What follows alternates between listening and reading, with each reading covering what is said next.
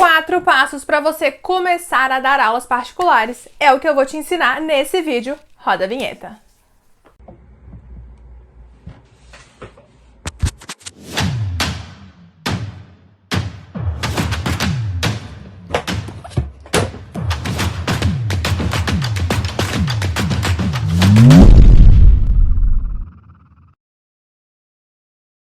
Então, beleza, eu sou a Amanda Araújo, professora de inglês e mentora de professores de idiomas. E se você quer saber como ter sucesso com as suas aulas de idiomas, você tá no lugar certo, porque é isso que você vai conseguir aqui, acompanhando meu canal.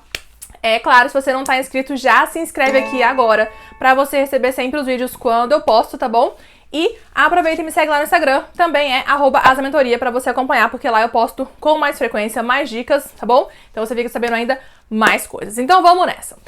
Eu tenho aqui anotadinho já, certo? Nossos 4 tópicos, esses 4 passos pra você começar a dar suas aulas particulares.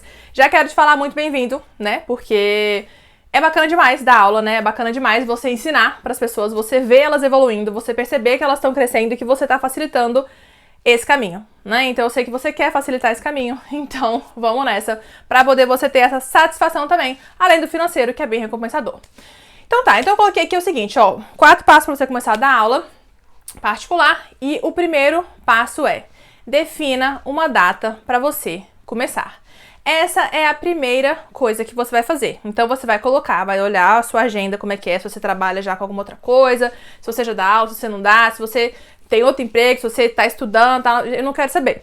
Você vai montar o seu calendário, vai olhar, né, vai tentar acertar mais ou menos o tempo, que eu sei que a gente não tem como adivinhar, né, uma previsibilidade assim tão grande de uma coisa que a gente vai começar a fazer, mas você tem que ser uma coisa possível, tá, de fazer, porque você colocar, eu vou começar em 3 dias, e calma, também não é assim, você precisa, né, organizar o que você vai precisar, e aí você vai estabelecer uma data. Ó, dia tal, eu vou fazer o anúncio das minhas aulas particulares.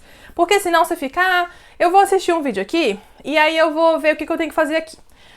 Aí deu amanhã, deu depois, aí você, agora eu vou ver uma outra coisa aqui, que eu tive um tempinho, e aí eu vou fazer essa coisa. Aí chega uma coisa que às vezes não é tão fácil de fazer, e aí você fala, eu vou fazer depois essa coisa, porque ela não é tão fácil, né, e tal, aí você deixa pra depois. E aí, já viu, né? Então assim, cansei já só de estar falando aqui, explicando pra você que isso vai sendo postergado. Então você vai definir um dia. Vai ser dia tal. Então se hoje a gente tá em junho, você vai falar, ó, daqui 30 dias eu vou lançar isso aqui. Daqui 15 dias, daqui X dias. Você vai definir uma data e você vai fazer o anúncio das aulas que você vai oferecer, tá bom? Você vai deixar tudo pronto pra nesse dia você fazer o anúncio. E você vai fazer o anúncio nesse dia.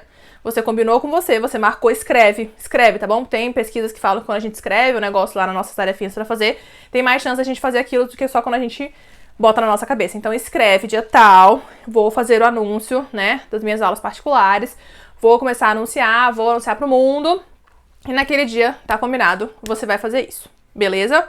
Beleza. Tópico 2. Defina o seu preço, tá? Então, uma coisa que você precisa essencial é definir o seu preço. Por que isso é tão essencial? Porque as pessoas vêm. Amanda, eu tô cobrando barato demais e agora não consigo aumentar o preço e tal. Gente, tem um vídeo inteiro, vou deixar aqui linkado, tem um vídeo inteiro pra você falando sobre os problemas de cobrar barato demais. Então, corre pra assistir esse vídeo também, pra você saber por que você não deve cobrar barato demais. E definir seu preço faz parte também de você não pegar e ficar, eu vou começar a dar aula pra família, pro primo, pro tio, pro papagaio, e eu não vou cobrar. Eu vou fazer de graça. Gente, fazer de graça é péssimo. Porque você não sente um comprometimento tão grande, você até sente a pressão de fazer um servicinho bem feito e tal, porque ninguém quer trabalhar fazendo qualquer bosta, né? Não é normal a pessoa falar, vou fazer um negócio mal feito aqui e dane-se. Normal é a pessoa falar assim, poxa, vou fazer um serviço bacana. Esse é o esperado, esse é o comum. Mas aí você não tá pagando, você não tá recebendo. Aí você fala, vou fazer aqui, vou olhar aqui umas aulas, vou buscar um pouquinho aqui de informação, não sei o que e tal, mas é sempre um pouquinho. É sempre, vou ver, vou fazer agora, não deu tempo essa semana. Aí a pessoa também não tá pagando, aí ela faltou a aula, aí ela não fez um dever, aí ela, sabe assim, porque não tem um reforço de estar sendo pago, sabe, de responsabilidade e tal, então é ruim. E cobrar pouco também é um pouco ruim, tá? Já falei, tem um vídeo inteiro aqui falando sobre isso, mas você que tá cobrando pouco mesmo da família, só se você avisar muito eles de que não é pra falar pras pessoas esse valor, né? Não é pra informar pra ninguém que é um caso excepcional. Ou você estipular um prazo. Ó, vou cobrar X valor de você por 3 meses. Depois eu vou precisar reajustar. Enfim, sempre trabalho pra você cobrar barato demais, tá? Então... furada. Mas enfim, defina o seu preço, tá? E outra coisa que eu recomendo também, que você trabalhe com pacotes de hora-aula, tá? Também tem vídeo sobre isso. Vou deixar aqui linkado, já aproveita, já faz a lista aí do que você tem que assistir aqui. Vou deixar aqui linkado esse vídeo também, onde eu ensino como você montar os seus pacotes de aula. Assista, senta, calcula, monta o seu pacote de aula, já chega com esse valor definido para você ter essa cara profissional quando você for falar com alguém que vai vir interessada no seu trabalho. Por mais que você não seja um profissional ainda, ou um profissional há muito tempo, você vai posar como um, né? Porque se a gente quer ser uma coisa, a gente tem que agir como tal. Então, faça esse seu pacote de aulas, tá? Defina o seu preço. O nosso terceiro ponto é escolha o material. Gente, para quem vai começar a dar aula, você tem que ter um material, tá bom? Ah, Amanda, nossa, mas tem que começar com o material e tal. Gente, se você não começar com o material, você vai se guiar pelo quê? Você vai chegar na primeira aula, você vai fazer o quê? Porque o que eu vejo, a gente vindo falar pra mim assim aqui no canal, ah, Amanda, eu não sei se eu tô começando com o conteúdo certo. Ah, Amanda, eu não sei se a ordem que eu tô seguindo é eficiente. Ah, Amanda, eu não sei muito bem preparar uma aula. Ah, Amanda, eu não sei conectar uma aula na outra. Gente, é claro que você não sabe, entendeu? Porque isso exige anos de técnica, anos de experiência. Criar material, conectar uma aula na outra, resolver por qual conteúdo você vai começar, qual você vai colocar em seguida e tudo mais. Gente, isso não é uma coisa simples. Para que você vai montar isso quando você está começando, ao invés de usar 1.455.000 materiais que tem prontos para você usar? E bons, tá? Tem muito material bom. É verdade que material de inglês especificamente é caro, dos outros eu não trabalho com o material em si, então eu não sei informar. Mas sendo do exterior, também não deve ser barato, tá? Eu sei que o de francês, que eu já fiz algumas aulinhas, era um pouco mais acessível, o livro. Mas um pouco mais acessível, entenda-se, 200 e poucos reais um livro. Que não é uma coisa que, né, falando em termos Brasil, não é o troco do pão, né? Então, o de inglês, você vai tranquilamente ser 300 reais. Eu trabalhava com um material, quando eu comecei, que era 300 reais o combo. Era um bom custo-benefício, porque para alunos VIP, levava 1 ano e meio esse material. Então, 1 ano e meio, 300 e poucos reais, né? Ok, possível. Mas quando você começa a trabalhar em turma, se você for usar esse material, para começar, que ele vai durar no máximo 1 ano. Então, todo ano você tem que comprar um novo. E qual que é o problema? O material começou a ficar em falta, né? Então, assim, as pessoas não conseguiam acessar esse material. E era um problema comum, porque os professores vinham reportar para mim que os alunos não conseguiam acessar o material, que o professor não conseguia comprar o material. E começou a ficar caríssimo. Começou a ficar 400 reais, 470, 520. Gente, como é que eu vou cobrar 520 reais de um aluno, né, de um livro, assim? É caro, porque você fica amarrado no livro.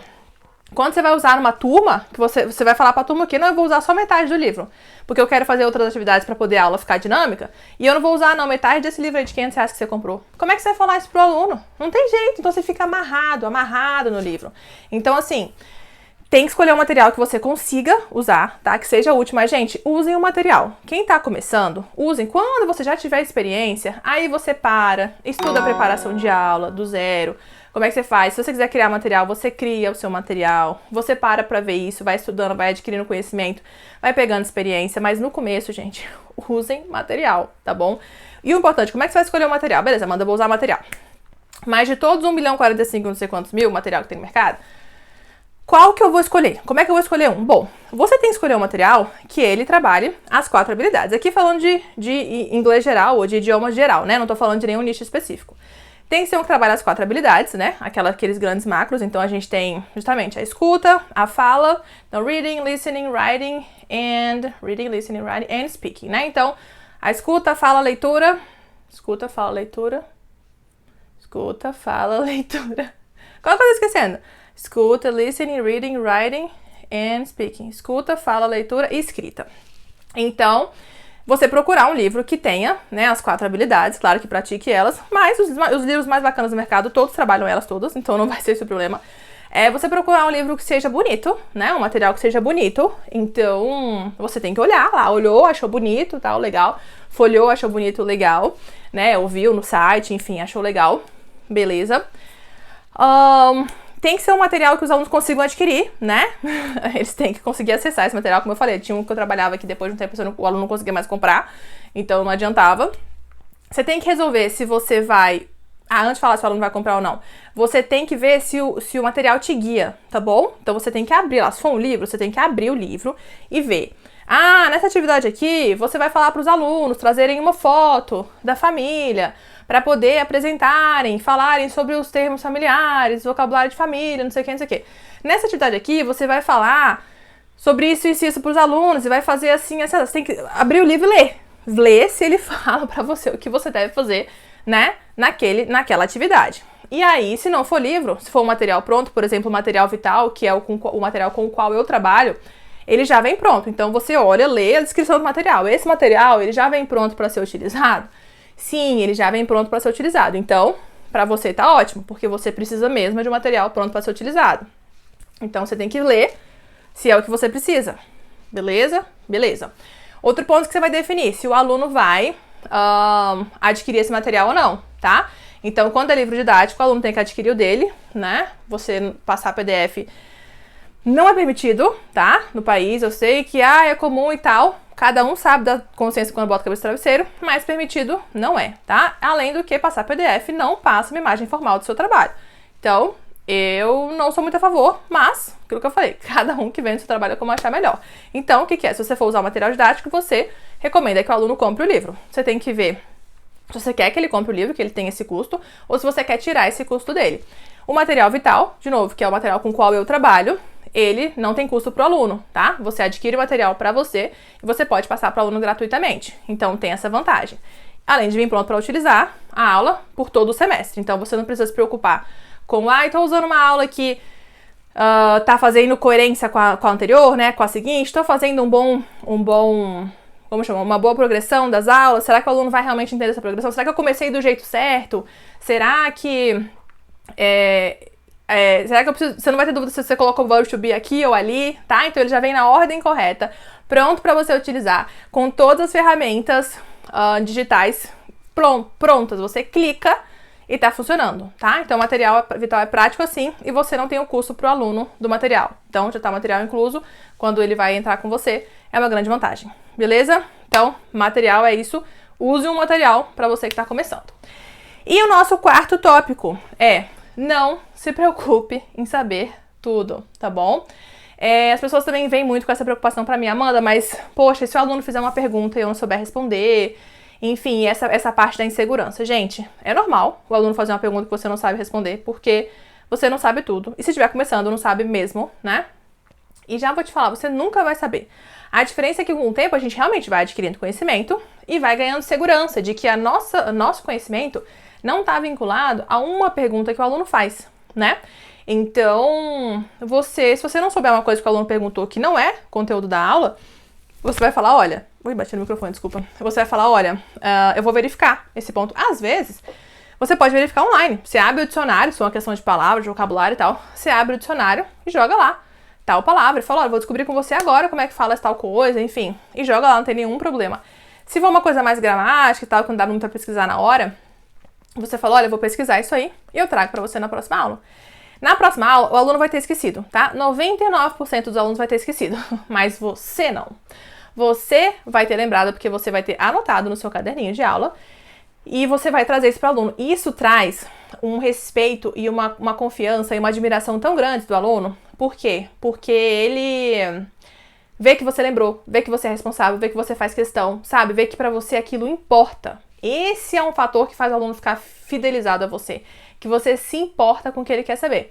Então, pesquise o que é que ele quis saber mesmo e traga para ele na próxima aula. Esse é um ponto muito importante. Então, o que você tem que saber? Você tem que saber o que está na aula que você vai apresentar. Então, você vai apresentar um conteúdo, colocou lá o slide, por exemplo, né, no Vital, colocou lá um slide. Você tem que saber o que está lá, a pronúncia do que está lá, o significado do que está lá, como é que você, né, aplica aquilo dali, você tem que saber, você tem que ter olhado a aula, né, você tem que ter aberto a aula e visto se tudo que tá ali você tem conhecimento. Às vezes tem um ponto ou outro que você não tem tanta certeza, você vai lá e estuda pra você apresentar a aula, beleza? Então, você tem que saber o que tá na aula, tá? Não dá pra não chegar na aula, o que significa essa palavra aqui? Lá enorme no seu slide, você fala, pô, essa palavra aí eu não sei. Aí não dá, né? Mas fora do conteúdo da aula, você tem direito de não saber tudo, qualquer coisa que não tá ali, tá? Então, tenha essa tranquilidade de que o seu conhecimento ele não está vinculado a uma pergunta que o aluno não faz. E que o aluno não vai achar que você não sabe falar, eu ia falar inglês porque é meu idioma, mas que você não sabe falar o idioma porque você não soube responder uma pergunta dele, tá? Então, não é assim. As coisas são muito mais demoradas, até, né, por exemplo, perder uma credibilidade porque, eu não tenho tanto conhecimento. Além do que o aluno normalmente não sabe julgar aquilo, né? Porque ele não fala o idioma, lembra? Ele tá aprendendo. Então, se você não sabe uma coisa ou outra, é normal, tá? Então, fica tranquilo com esse ponto aí. Então é isso, nesse vídeo eu queria separar pra gente esses 4 pontos pra você começar a dar aula particular. Desejo muita sorte na sua caminhada. Se ficou com dúvida, deixa aqui que eu respondo todas as dúvidas, por mais que às vezes demore um pouquinho, respondo todas. Me segue no Instagram, me segue aqui também, já ativa o sininho, ativa a notificação, salva tudo que você puder pra poder você ficar sabendo dos conteúdos e melhorar cada vez mais a sua jornada por aí e do outro lado, tá bom? É isso, até o próximo vídeo.